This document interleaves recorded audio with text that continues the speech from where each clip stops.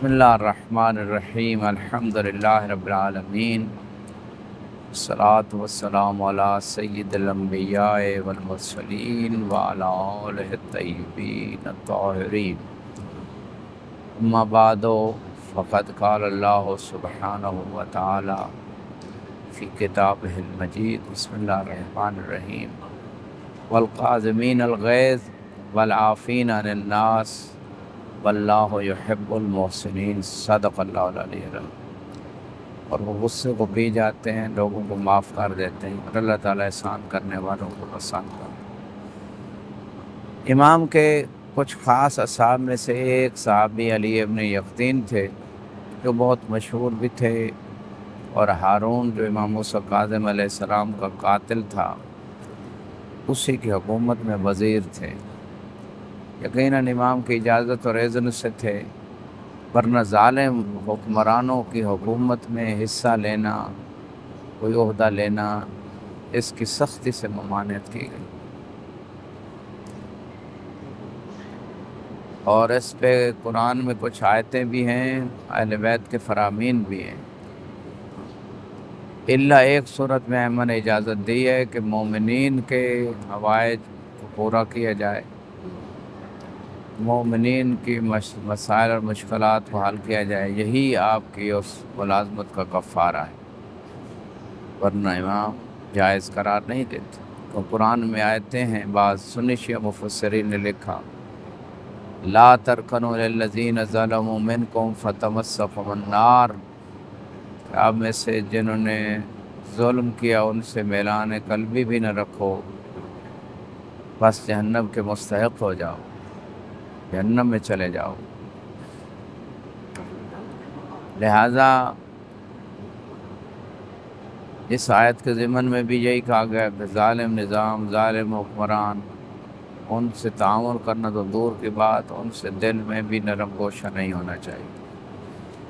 ہر وہ سسٹم، ہر وہ شخص ظالم ہے جو قرآن اور اہل بیت کے فرمان سے دور ہے۔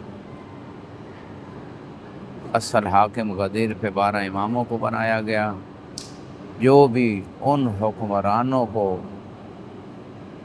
نہیں مانتا، حاکم نہیں مانتا، آقا نہیں مانتا، مولا نہیں مانتا، یقیناً ایسے شخص پہ اللہ راضی نہیں ہے۔ اس میں ایک واقعہ صفوان جمال کا بھی ہے کہ جب وہ اپنے اونٹ ہارون کو دیتا ہے امام موسیٰ کاظم علیہ السلام کے زمانے میں حج پہ سامان لے جانے کے لیے، تو امام نے پوچھا تو نے اپنے اونٹ ہارون کو کہا مولا نہ میں خود ساتھ گیا ہوں، فقط میں نے تو کرائے پہ اونٹ دی۔ امام موسیٰ کاظم علیہ السلام نے فرمایا کہ تیرے دل میں ہے نا کہ یہ ہارون بغداد واپس جائے اور میرا کرایہ دے؟ جی یہ تو میرے دل میں ہے۔ کہا تو چاہتا ہے کہ ظالم اتنا عرصہ باقی رہے، ظلم کرتا رہے؟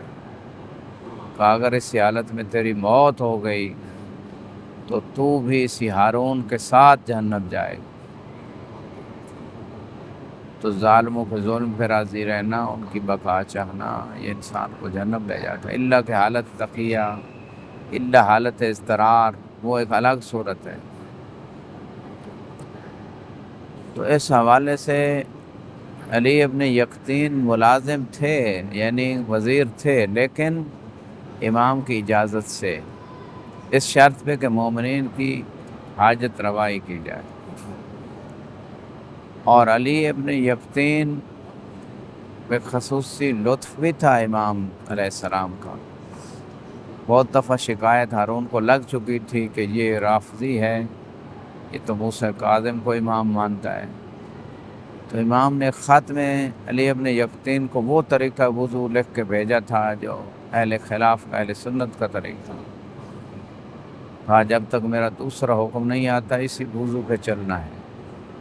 ہارون نے ایک دن چھپ کے دیکھا کہ دیکھو صحیح علی ابن یقطین وضو کیسے کرتا ہے، تو یہ اسی طریقے سے وضو کر رہا تھا جیسے امام نے لکھ کے بھیجا تھا۔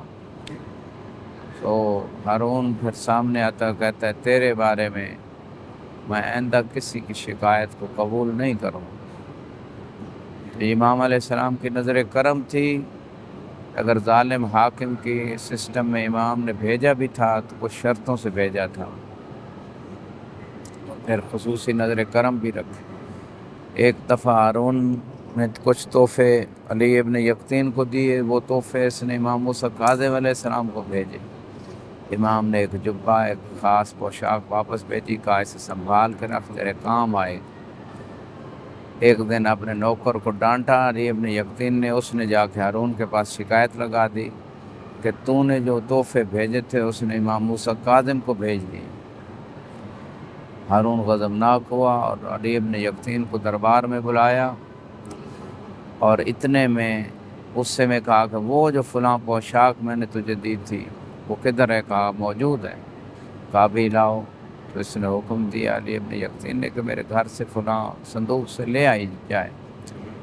جب لائی گئی تو ہارون کے سامنے رکھی گئی تو اس کا غصہ ٹھنڈا ہوا، بلکہ اس چغل خوری کرنے والے کو سزا دی۔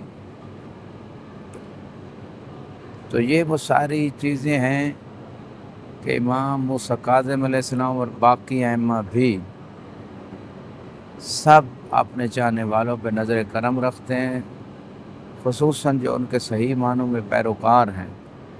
جیسے نیشا پور سے ایک واقعہ ملتا ہے کہ انشاءاللہ اس کو اگلے حلقے میں پیش کریں گے، تو دامن وقت میں گنجائش نہیں اس قسط میں۔ امام موسیٰ کاظم علیہ السلام کہ اپنے اصحاب کے ساتھ، اپنے چاہنے والوں کے ساتھ بہت سارے قصے ہیں، لہذا ہمیں ہر امام کی معرفت ہونی چاہیے، ان کی سیرت، ان کے اقوال کو جاننا چاہیے، تاکہ ہم ان کی سیرت پہ چل کر ان کی شفاعت کے مستحق بن سکیں اور سعادت الدارین حاصل کر سکیں، جنت میں ان کے پڑوس میں زندگی گزار سکیں، اللہ کے رضا کو حاصل کر سکیں۔ وآخر دعوانا الحمدللہ رب العالمین، والسلام علیکم ورحمۃ اللہ وبرکاتہ۔